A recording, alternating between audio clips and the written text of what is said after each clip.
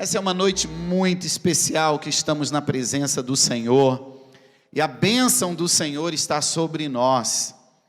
E essa noite eu quero compartilhar algo com você. Quando Jesus ele entra na vida de alguém, a primeira coisa que ele faz é te dar uma nova oportunidade ou um novo começo.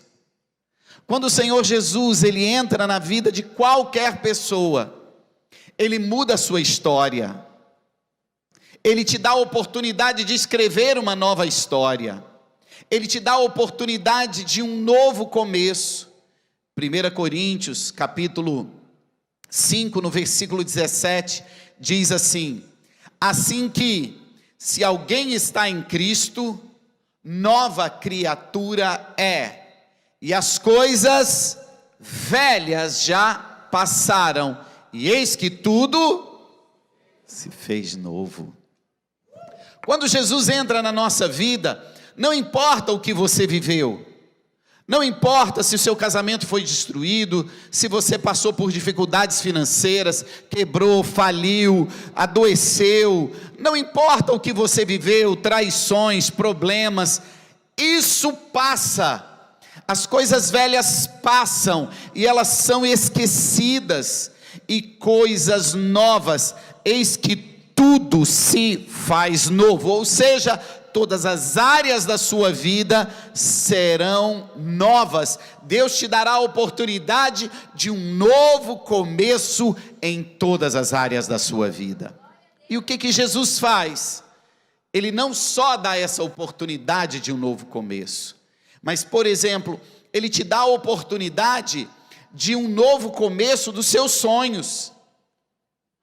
João, o Evangelho de João, capítulo 4, fala que Jesus foi até um poço para beber água, perto da cidade de Samaria. E ali no meio da tarde, os discípulos foram à cidade comprar comida, e ele ficou sozinho ali no poço. E vem uma mulher tirar água. As mulheres não tiravam água no meio da tarde. As mulheres buscavam água no início da manhã ou no final da tarde, por causa do sol, que era muito quente no meio da tarde, e carregar aquela água pesada no sol quente não era uma coisa boa. Aquela mulher veio no meio da tarde porque ela era uma mulher diferente das outras. Ela era uma mulher excluída. E quando aquela mulher chega ali, Jesus começa a conversar com ela. Jesus faz uma pergunta e diz: chama seu marido, para que a gente possa conversar juntos. E ela, de forma muito honesta, diz: Senhor, eu não tenho marido. E Jesus disse: você falou bem, porque 4 você já teve, e o que você tem hoje não é seu. Você é amante de um homem que é casado. E ali ela vê e entende que Jesus era o Messias. E a Bíblia diz que naquele dia ela recebe a Jesus como seu Senhor. Ela reconhece que Jesus era o Salvador. Ela vai até a cidade, ela anuncia a todas as pessoas, e muitas pessoas vieram naquela tarde para conhecer a Jesus ali naquele poço. E a Bíblia diz que Jesus dá àquela mulher a oportunidade de um novo começo, dos seus sonhos. Para entender isso. Alguns chamavam aquela mulher de prostituta, mas eu não sei a história dela. Mas o fato de ter 4 maridos e agora estar no 5º, e o 5º ela nem era casada com ele, ela era apenas amante, porque ele era marido de outra mulher. Os olhos da sociedade podem ver aquela mulher como uma prostituta, como uma sem vergonha, como uma vadia, tomando o marido de outra mulher. Mas talvez aquela mulher, honesta e sinceramente, apenas queria ter um marido, queria ter filhos, queria ter uma família, queria ter uma casa, e por algum motivo deu errado, e deu errado o 2º, e deu errado o 3º, e o 4º, e aí ela perdeu os princípios, aí ela perdeu aquilo que ela aprendeu dentro da sua casa, aquilo que ela foi ensinada dentro da sinagoga, e ela perdeu os valores e os princípios, tentando buscar um sonho, e não conseguiu.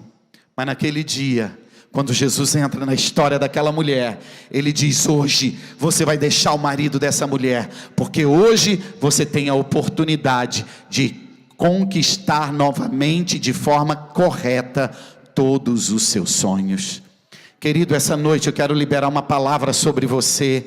Quando Jesus entra na sua vida, Ele restaura o seu sonho de ter uma família, o seu sonho de ter um negócio, o seu sonho de ter um crescimento financeiro, o seu sonho de ter um ministério, o seu sonho de alcançar algo, de ter filhos, de ter um marido, uma esposa.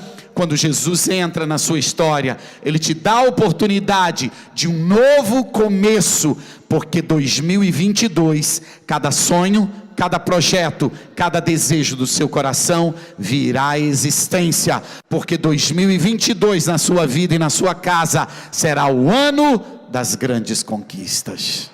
Ah, se isso é para você, toma posse disso. Jesus, quando Ele entra na nossa vida, Ele nos dá uma oportunidade de um novo começo, de dignidade.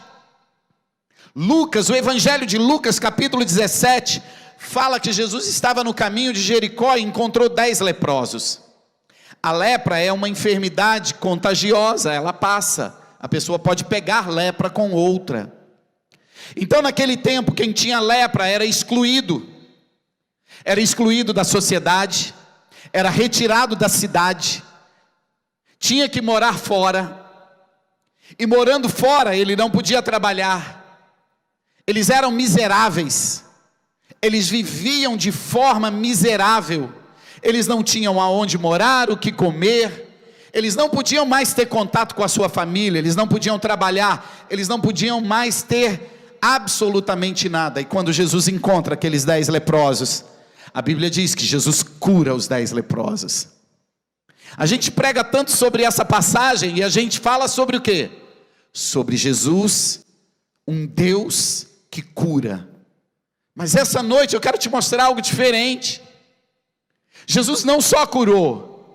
A partir do momento que Jesus curou aqueles 10 leprosos, eles voltaram para a cidade, eles voltaram para a sua família, eles puderam trabalhar de novo. Jesus deu a eles dignidade, para que eles tivessem dignidade de voltar a trabalhar, dignidade de ter uma vida financeira própria, conquistando com a própria mão, dignidade de voltar a viver no meio da sociedade. Escute o que eu vou te dizer hoje. Não importa o que você é, quem você foi, não importa o que você está vivendo hoje, quando Jesus entra na nossa história, Ele te dá dignidade para ter a sua família de volta, para ter condições financeiras, para você pagar as suas contas, para você dar à sua família aquilo que eles desejam.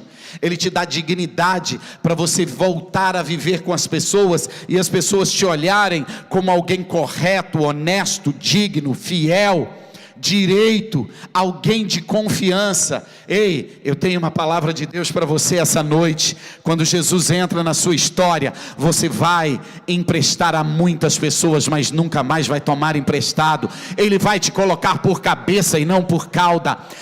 Ele vai te colocar sempre por cima e nunca por baixo. Ele te revelará tesouros escondidos e riquezas encobertas. Ele te dará uma família. Ele te prosperará em tudo que você colocar as mãos. Quando o Senhor Jesus, Ele entra na nossa história, a primeira coisa que Ele faz, Ele coloca um ponto final na nossa história, e Ele começa a escrever uma nova história. Quantas pessoas vêm à igreja com a vida destruída? E é engraçado, às vezes as pessoas fazem brincadeira, ou mesmo zombam da igreja, que igreja é o lugar dos ex. Sim, por quê? Porque a ex-prostituta, o ex-homossexual, o ex-ladrão, quando eles entram e eles conhecem a Jesus, eles deixam aquela vida e eles passam a viver uma vida nova. Eles deixam a vida de pecado, a vida de iniquidade e começa a viver uma vida nova. Quando Jesus entra na nossa história, Ele coloca um ponto final e Ele começa a escrever uma história nova e diferente. Ele te dá a oportunidade de um novo começo da sua vida. Eu não sei como foi a sua vida até aqui, nem sei quantos anos você tem, se tem 12, 18, 25, 40, 60, 90 anos, eu não sei. Mas uma coisa eu sei, Jesus, quando Ele entra na nossa história, Ele te dá a oportunidade de ter uma vida nova, começar uma nova vida. Evangelho de João, capítulo 8. Jesus estava na praia, e Ele estava escrevendo com o dedo na areia. O que Ele estava escrevendo? Ninguém sabe. Mas de repente, armaram uma cilada para Jesus. Os homens trouxeram uma mulher pega em adultério, e pela lei, a mulher pega em adultério deveria ser apedrejada. Então eles trouxeram a mulher até Jesus e disseram: Senhor, essa mulher foi pega em adultério, o que devemos fazer? Se ele dissesse apedreja, cadê o seu amor? Se ele dissesse ela está perdoada, eles iam acusá-lo de estar contra a lei. Era uma armadilha. Jesus olha aquela cena, os homens com uma pedra na mão, aquela mulher desesperada chorando, ela iria morrer, era o dia da sua morte. Jesus volta e continua escrevendo na areia. Eu não sei se ele estava escrevendo palavras de amor, ou fazendo uma relação do pecado daquele povo. Eu não sei o que ele estava escrevendo, mas uma coisa eu sei. Jesus diz: aquele que não tiver pecado, atire a primeira pedra. E a Bíblia diz que aqueles homens começam a ir embora. E num dado momento, Jesus olha e só está aquela mulher sozinha, sem saber o que fazer, se ia embora, se ficava, com vergonha. Tinha sido pega em adultério. E Jesus pergunta para ela: cadê os seus acusadores? Ela diz: não tem mais ninguém aqui, Senhor. Ele diz: muito menos eu vou te acusar. Mulher, vai embora em paz, somente não peque mais. Naquele dia, decretado para a morte daquela mulher, Jesus entra na história daquela mulher e dá a ela o direito de começar literalmente uma vida nova. Ao invés de morrer, ali começou uma vida nova. Querido, guarda isso que eu vou te dizer hoje. Quando Jesus morre na cruz do Calvário, Ele morreu por mim e por você.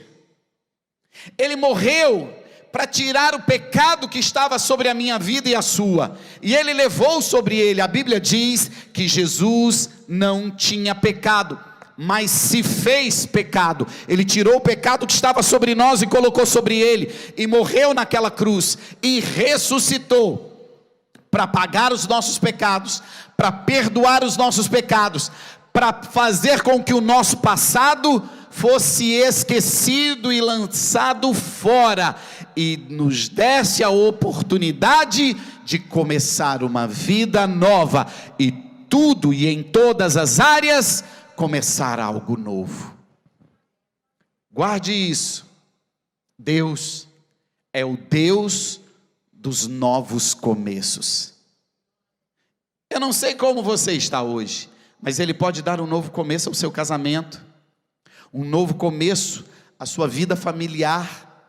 Ele pode dar um novo começo à sua vida profissional, à sua vida financeira. Ele pode te dar um novo começo na sua saúde. Ele pode te dar um novo começo na sua vida social. Ele pode te dar um novo começo em todas as áreas da sua vida. Depende só de você. Joel capítulo 2 versículo 25 diz: restituir-vos-ei os anos que foram consumidos pelos gafanhotos ou pelo devorador. Eu acho extraordinário na Bíblia quando Deus vai ao limite, quando Deus passa do limite, quando Deus vai além da limitação humana. Eu e você podemos perder dinheiro, e ter de volta. Podemos perder família e ter de volta. Podemos perder a saúde e ter de volta. A única coisa que a gente não consegue ter de volta é o nosso tempo. O tempo é o maior patrimônio do ser humano. Cada minuto perdido não volta nunca mais. Deus, quando vem, Ele diz: eu sou capaz de te dar um novo começo. Eu sou capaz de te restituir tudo que você perdeu.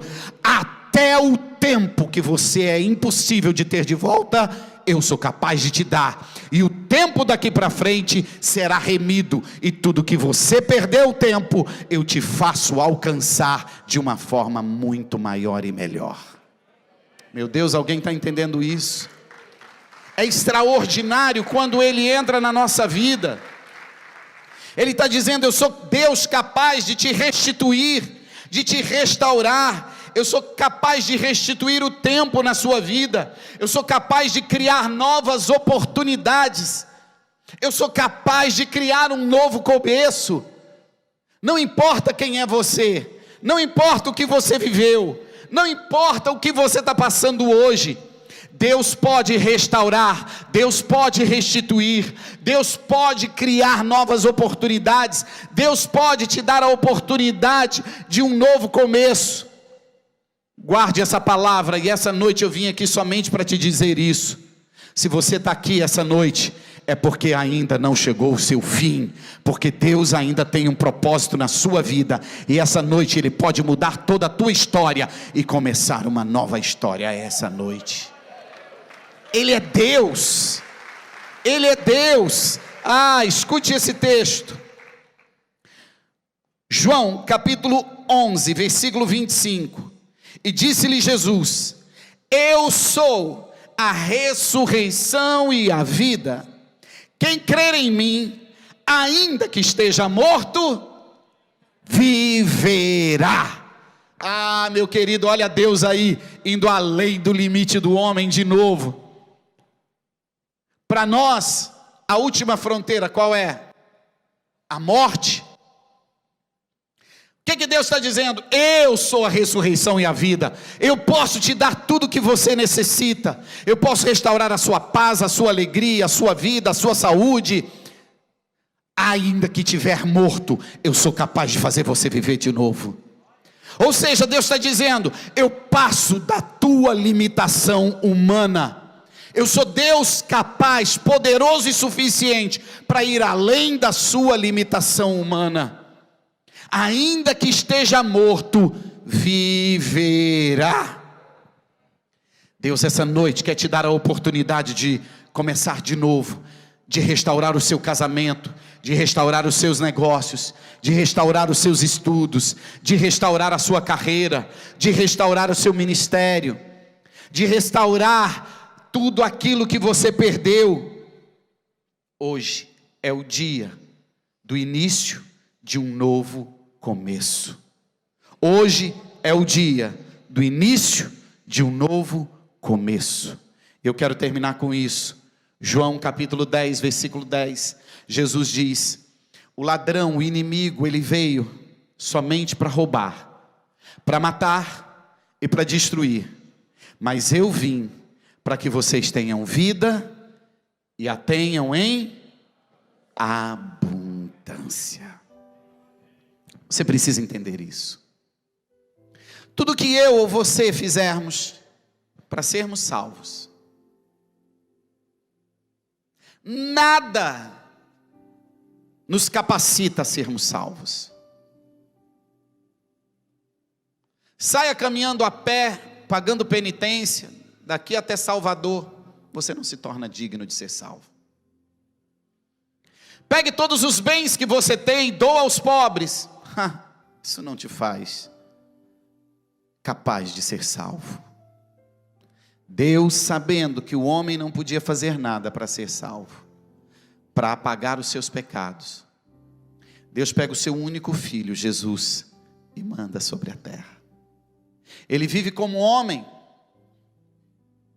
inocente, ele é morto, mas ele leva os nossos pecados até a cruz do Calvário, retira de nós os nossos pecados e coloca sobre ele, morre na cruz, e ressuscita. A partir desse momento, a santidade e a justiça que estava sobre ele, ele tira dele e coloca sobre nós.